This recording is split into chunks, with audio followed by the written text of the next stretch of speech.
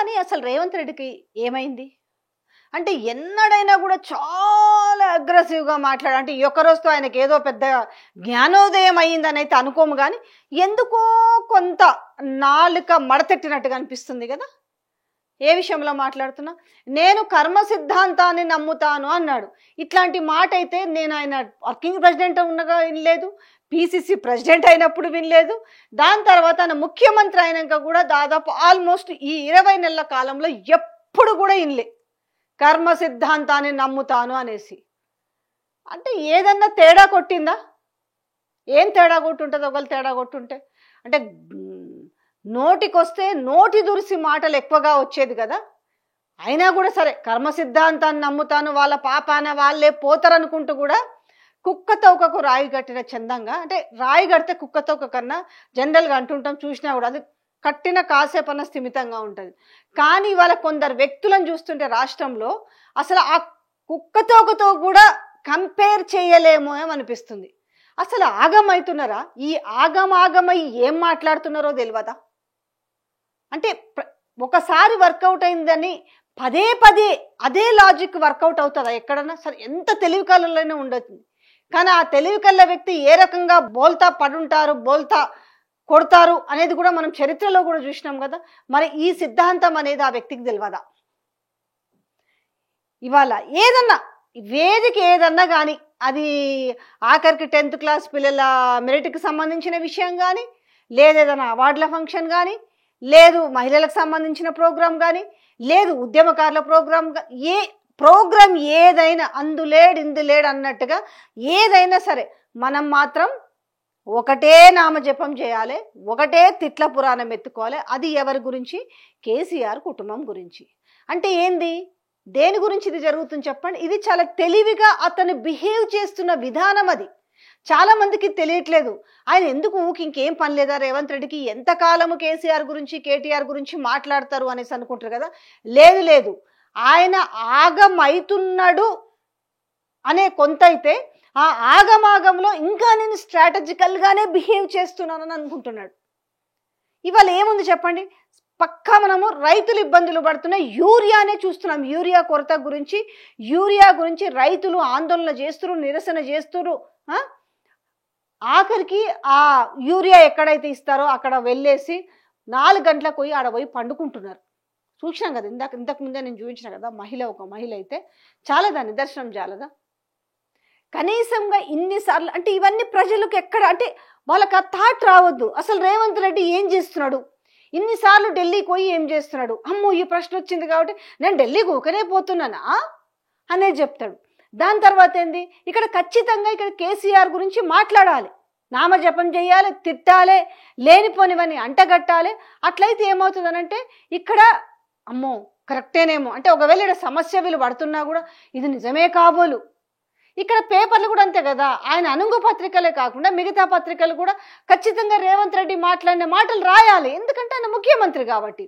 ఇక్కడ ఏమవుతుంది, topic divert అయిపోతుంది. ఇప్పుడు అంతా గోస యూరియా కోసం పడుతుంటే ఎందుకు చెప్పు? ఒక్క మాట అయినా ఈయన ఇన్ని వేదికల మీద నేను కర్మ సిద్ధాంతం గురించి అని మాట్లాడే వ్యక్తి, అరే మరి రైతులకు ఇంత గోసపడుతున్నారు, రేపు రైతుల ఉసురు దాకితే నా పరిస్థితి, ఎందుకంటే నేను రాష్ట్ర ముఖ్యమంత్రిగా ఉన్నాను, నా పైన మరి ఇంత బాధ్యత పెట్టిరు కదా, ఆ బాధ్యతను నేను కొంతన్నా నెరవేర్చాలి కదా అనేది నిజంగా కర్మ సిద్ధాంతం నమ్మే వ్యక్తికైతే ఎక్కడో మనసాక్షి ఉండి మనసు పీక్క తింటది. కాబట్టి కనీసం ఒక మెసేజ్ పాస్ చేస్తారు, మీరేం రంది పడకండి, మీరేం ఆగగాకండి, నా తల తాకట్టు పెట్టని, కేంద్రం మెడలు వంచైనా నేను మీకు యూరియా అందిస్తాను, మీకు యూరియా కొరత లేకుండా చేస్తాను. ఇట్లాంటి మెసేజ్ కానీ ఇట్లాంటి ఒక్క మాట కానీ ఎక్కడన్నా మాట్లాడంగా ఏ వేదిక మీదనైనా చూసినామా? తీరిగ్గా అంటే ఇంకన్నీ బూతులు అయిపోయినాయి, కర్మ సిద్ధాంతం గాడికి వచ్చింది పరిస్థితి. దేనికి అంటే కాళేశ్వరంది మనం చెప్పేయింది కాబట్టి అది మళ్ళీ మన మెడకే చుట్టుకునే పరిస్థితి వచ్చిందా? ఆల్రెడీ ఫోన్ ట్యాపింగ్ ఏమైంది, మొత్తం అది కేసీఆర్ మీదకి తోద్దాం అనుకుంటుంటే రివర్స్ అది బౌన్స్ బ్యాక్ అయ్యి చీన మెడకే చుట్టుకుంది. ఈయన తీరబట్టి వాళ్ళ సొంత మంత్రుల ఫోన్లు ట్యాపింగ్ చేయడం అని కావచ్చు, లేదంటే ఏఐసీసీ ఇన్ఛార్జి మీనాక్షి నటరాజన్ ఫోన్ కావచ్చు, రాహుల్ గాంధీ ఫోన్ ట్యాప్ చేస్తున్నారు అనేసి అది కాంగ్రెస్ వర్గాల నుంచే రావడంతో ఏమైందో ఆ టాపిక్ మొత్తానికైతే కొంత హోల్లో పడింది. మళ్ళీ కాళేశ్వరం గురించి అంటే జీవిత కాలంలో ఒక టాపిక్ పెట్టుకొని 5 సంవత్సరాల కాలాన్ని గడపాలనుకుంటున్న ఏకైక ప్రభుత్వం కేవలం కాంగ్రెస్ పార్టీ ప్రభుత్వం మాత్రమే. పోలవరం కుంగింది, ఏం చేశారు? పోలవరం కాపర్ డ్యామ్ కుంగితే ఒక్క మాటన రేవంత్ రెడ్డి మాట్లాడిందా? లేదు. అక్కడ కేంద్రం మాట్లాడిందా? ఎన్డీఎస్ఏ వచ్చిందా?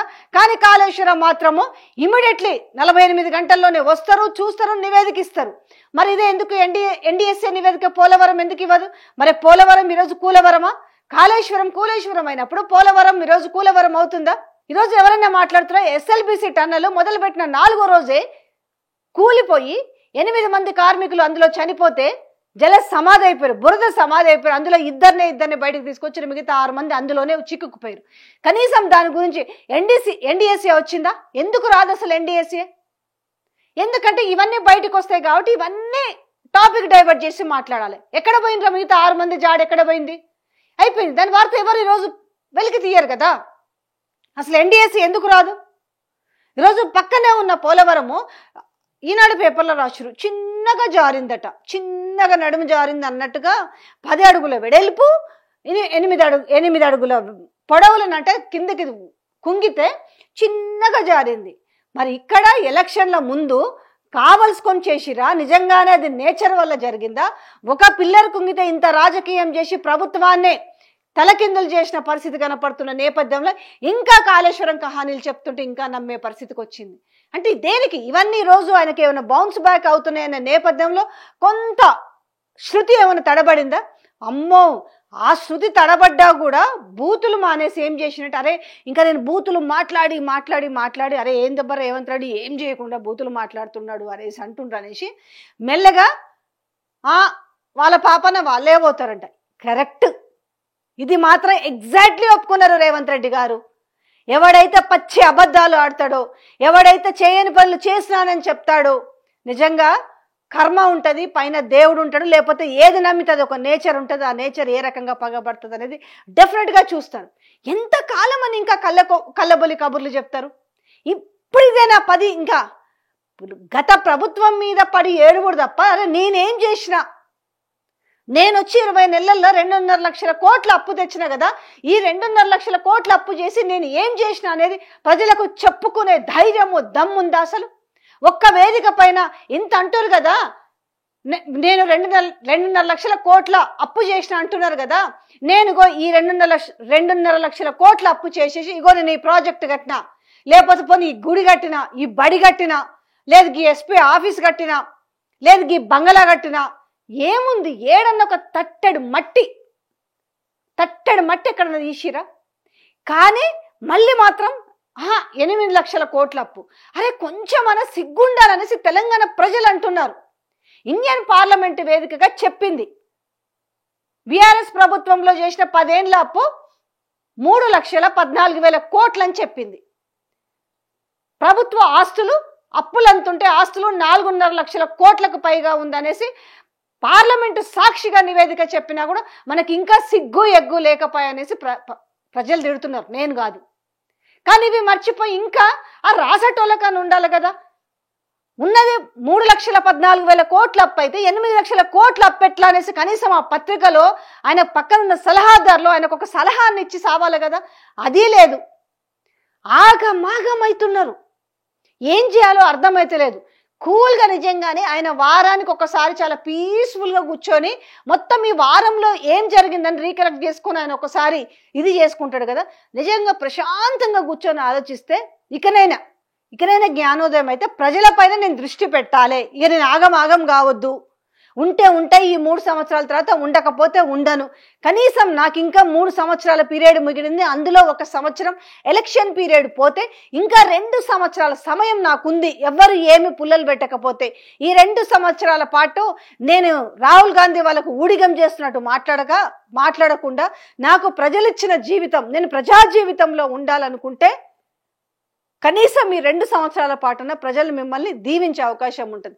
లేకపోతే ఎలాంటి పరిస్థితులు ఉన్నాయో అర్థమవుతుంది. ఎందుకు ఆగమాగమవుతారు అసలు? అరే ప్రజల సమస్యలు ఉన్నాయి, గవి తీర్చుండి. ఈయన ఉద్యోగాలు ఇచ్చినా అని చెప్తారు. అది తెలియదా జనాలకు? మీరు ఏమాత్రం ఇచ్చిరు? ఇవాళ ఫ్రీ కరెంటు బంద్ అయ్యే పరిస్థితికి వచ్చిందట. ఆగమాగం కాకురు. ఇకనైనా నేను అనుకుంటున్నా. ఎందుకంటే మీరు కర్మ సిద్ధాంతం గురించి మాట్లాడారు కాబట్టి ఆ కర్మ సిద్ధాంతము అన్నప్పుడు కొంచెం ఎక్కడో జ్ఞానోదయం ఏమన్నా అవుతుందా అని ఎక్కడో ఒక హోప్ మిగులుతుంది.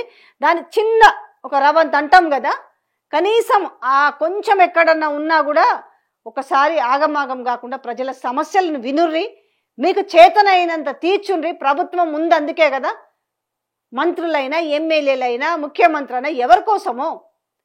నాకు శత్రువైన స్థాయి ఉండాలి. ఏం స్థాయి? స్థాయిల గురించి ఇక మనమే మాట్లాడుకోవాలి. ఏం స్థాయి?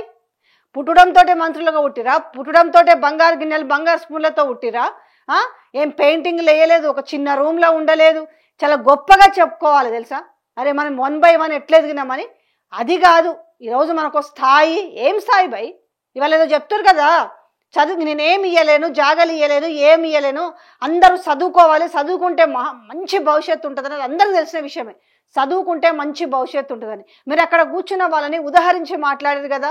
ఒక పొన్నం ప్రభాకర్ చదువుకోవడం వల్లనే ఇంత గొప్పోడైండు, ఒక మధుయాష్కి చదువుకోవడం వల్లనే ఆయన అమెరికాలో అడ్వకేట్ అయ్యిండు, చాలా గొప్పోడైండు. తర్వాత ఒక బుర్రా వెంకటేశం గొప్పోడు ఎట్లయిండు, చదువుకోవడం వల్ల అయిండు. ఒక నేరెళ్ళ శారదకు మహిళా కమిషన్ చైర్మన్ ఎట్లా ఇచ్చినాము, ఒక చదువుకోవడం వల్లనే ఇచ్చినాము. ఇవన్నీ మీరు గొప్పగా చెప్పుకుంటారు. మహేష్ కుమార్ గౌడ్ గురించి మాట్లాడారు, పీసీసీ ఎట్లయిండు ఒక చదువు. మరి అదే ప్రశ్న మిమ్మల్ని తిరిగి అడిగితే, మిమ్మల్ని బాగా చదువుకున్నారనే మరి ముఖ్యమంత్రిని చేసిరా? ఒక్కసారి మాట్లాడేటప్పుడు అది కూడా చూసుకోరు. మిమ్మల్ని మీరు అందరి గురించి చెప్పారు కదా, మరి మీ గురించి కూడా చెప్పుకోవాలి కదా. నేను బాగా చదువుకోవడం వల్లనే ముఖ్యమంత్రి అయినారా, లేకపోతే కేవలం మరి మీరు ఏ రకంగా ఏ బేస్ మీద మీరు ముఖ్యమంత్రి అయ్యారు? ఆ మాట కూడా అక్కడ చెప్పాల్సి ఉంటుంది. వాళ్ళందరూ చదువుకొని మంచి మంచి హోదాలు ఉంటే మీరు మాత్రం ఏ హోదాతో అయ్యిండ్రు అనేది ఇవాళ అందరికీ క్వశ్చన్ మార్క్. మరి మీరే చెప్పారు కదా, మరి మీరు ఎట్లా అయ్యారో కూడా ఆగమాగం కాకుండా కొంచెము ఎస్ నేను కూడా చదువుకోవడం వల్ల, బాగా చదువుకోవడం వల్ల నేను ఇంతింత వటుడింత ఈ ముఖ్యమంత్రి దాకా ఎదిగారని చెప్పుకుంటే మంచిగా ఉండేది కదా. అదే మీ గొప్పతనం. ఆగమాగం కాకురుచిరా.